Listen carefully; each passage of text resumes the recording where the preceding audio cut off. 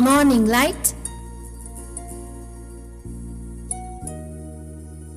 Numbers chapter 1 verses 6 to 15.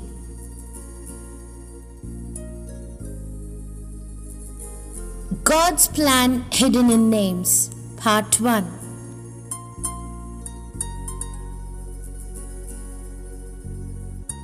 Now that we have seen the names of the 12 chosen leaders and the meanings behind them, and how those meanings pointed to Israel's wilderness journey and also to our narrow way journey, there is yet another picture hidden in the same list. The Bible does not only record the leaders' names, it also records the names of their fathers. This is not by accident. This is a design by the intelligent Creator. God is showing us that even the names carry lessons. They become quiet signposts. They speak about Israel's path, Israel's failures, Israel's restorations, and God's faithfulness. Today, we will see how these fathers' names first connect with Israel and how they reveal God's plan in their history. The first name is Shaddua, which carries the meaning, "The Almighty is my strength." This matches the beginning of Israel's journey. Israel did not escape Egypt by their own power. They were slaves. They had no army. They had no weapons strong enough to break Pharaoh. But the Almighty revealed His strength. He sent 10 dreadful plagues and Egypt was humbled. He split the Red Sea and Israel walked through on dry ground. Pharaoh's chariots were swallowed and Israel saw that salvation belongs to Yahweh. Moses sang, "Yahweh is my strength and song, and He is become my salvation." So Shaddua is not only a name, it becomes a witness. The Almighty is the strength behind Israel's deliverance. This strength shook the ancient world. Nations heard and trembled. Moses said, "The people shall hear and be afraid." And later we see it clearly in Rahab. She said that the fear of Israel's God fell on the land because they heard what Yahweh did at the Red Sea. Rahab had not seen the plagues with her own eyes, but the report of God's strength reached Jericho, and faith rose in her heart. This teaches us that the Almighty's strength is far beyond human imagination. What Israel saw was only a small glimpse of His power. Scripture says, "Ah, Yahweh God, behold, Thou hast made the heaven and earth by Thy great power, and there is nothing too hard for Thee." So, in the first father's name, God is already reminding Israel. This journey begins and continues only by the strength of the Almighty. Then comes Zuri Shaddai, which means "My rock is the Almighty." This continues the same theme, but it adds stability.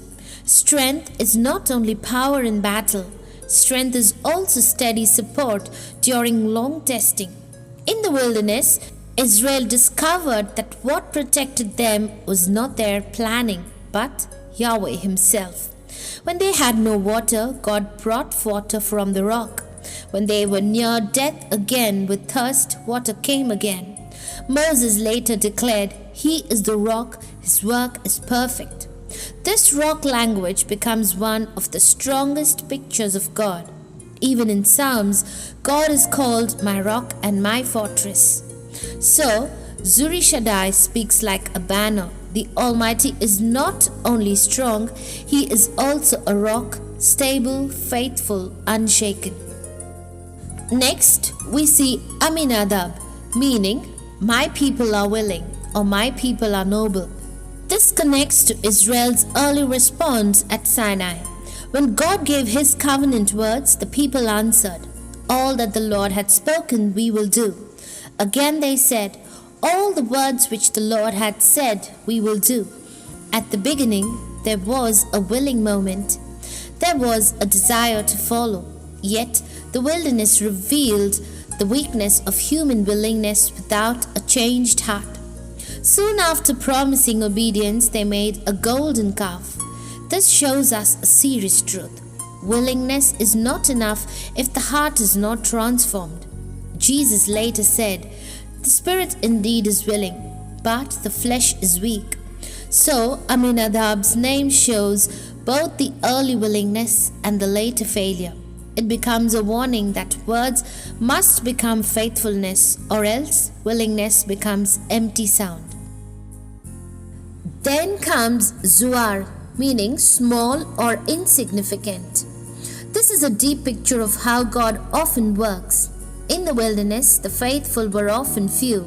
When 12 spies went to Canaan, only 2 held on to faith, Joshua and Caleb.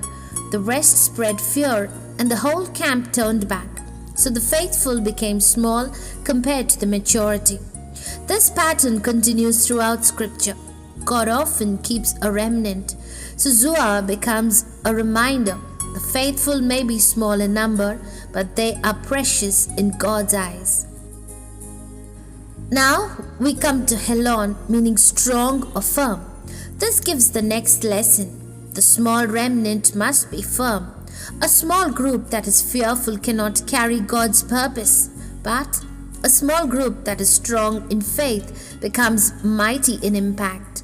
Joshua and Caleb were firm when everyone else trembled. They said, "If the Lord delight in us, then he will bring us into this land."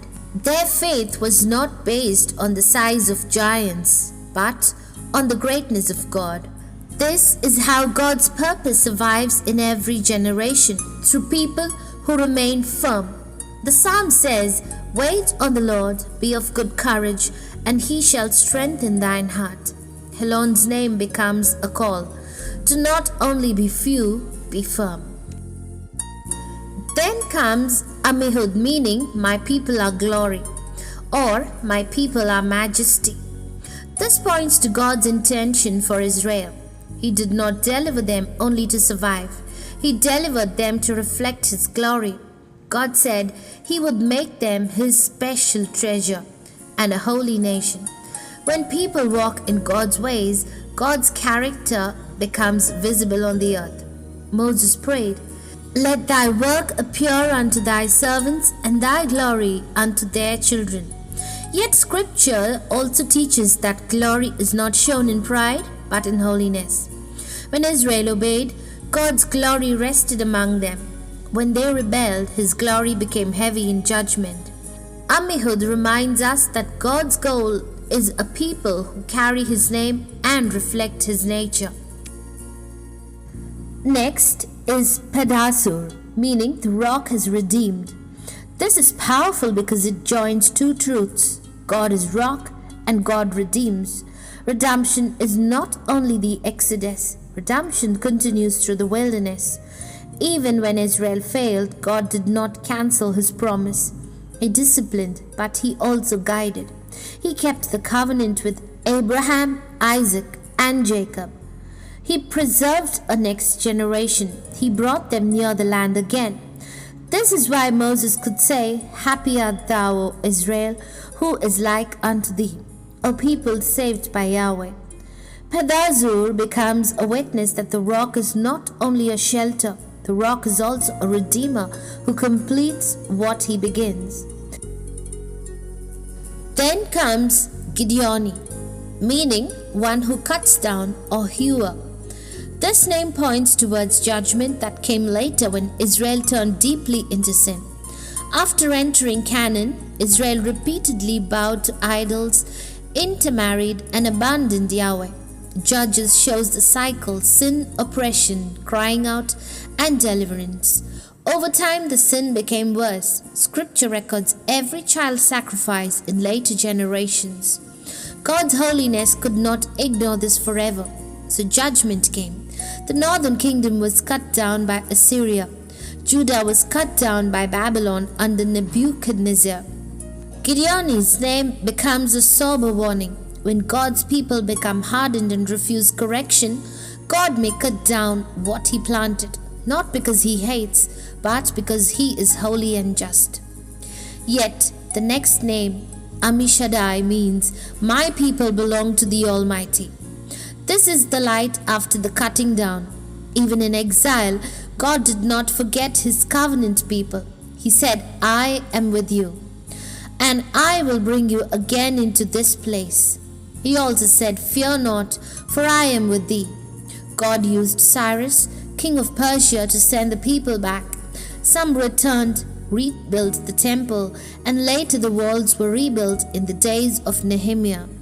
Worship and the reading of the law were restored in the days of Ezra. This shows that belonging does not end when discipline comes. Ammishaddai is a strong testimony. Even when God judges, he does not throw away forever.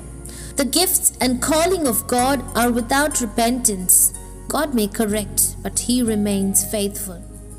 Then comes Okran, meaning troubler or afflictor. This points to the sad reality that even after restoration, God's people can trouble him again. After returning, the prophets still had to rebuke sin. Malachi spoke strongly against corrupt priests who offered polluted sacrifices.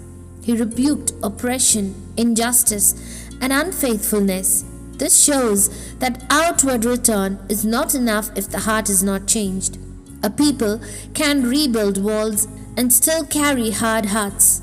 Okran reminds us that the greatest trouble is not from outside enemies, but from inside spiritual decay. Then comes dual, meaning known by God. This is a tender truth. Even when people drift, God still knows his own. Scripture says, Yahweh knoweth them that are his. Israel's history shows that God did not stop watching. He still sent prophets. He still preserved a remnant. Most of all, he sent the promised Messiah. He came unto his own, and his own received him not. Yet even in rejection, God's plan continued. Jesus said, Jerusalem did not know the time of its visitation. Judgment came in AD 70, and the people were scattered. But being scattered did not mean being unseen. Dual reminds us God knows, God remembers, God watches history with purpose. Finally, we see Enan, meaning connected with eyes or having eyes. This points to God's watchful care. Scripture says, Behold, the eye of Yahweh is upon them that fear him. It also says, The eyes of Yahweh are upon the righteous. And for Israel as a people, Moses said the land was cared for by Yahweh, and the eyes of Yahweh, thy God, are always upon it, from the beginning of the year even unto the end. Even when Israel was scattered, God's eyes were still on them. This also matches Paul's teaching that God has not cast away his people whom he foreknew. God may discipline, but he does not abandon forever. His eyes remain until his purposes are finished. So what do we learn from these fathers' names? We learn that God's plan includes power, stability, willingness, a faithful remnant, firmness, glory, redemption, judgment, belonging, warning, remembrance, and watchful care. These names quietly outline Israel's path from Egypt to wilderness, from Canaan to exile, from restoration to further rebellion, from Messiah to scattering, and still the eyes of God remains on them. This is not only history, this is a message. God is teaching that covenant is serious, sin is costly, holiness is real, judgment is sure, but mercy and faithfulness remain. Tomorrow, as God permits, we will study how these same meanings speak to us more directly as the new creation walking the narrow way. We will see how God's strength, God's rock, God's discipline, God's redemption, and God's watchful eyes shape our journey until the end. Prayer. Our Holy Father, we thank you that your word is filled with wisdom and design. Open our eyes to see that nothing is written by accident. Teach us through the names you recorded and through the path you led your people. Help us to trust your strength and to stand on you as our rock, Keep our heart willing, but also make our obedience faithful. Preserve us as part of your remnant, firm in faith when many fall. Let your glory be seen in our life through holiness. When we fail, remind us that you are the rock who redeems. When we drift, correct us as a Father who judges in righteousness. Thank you that we still belong to you and that your eyes are on us. Keep us until your purpose is complete. In the name of our Lord Jesus Christ. Amen.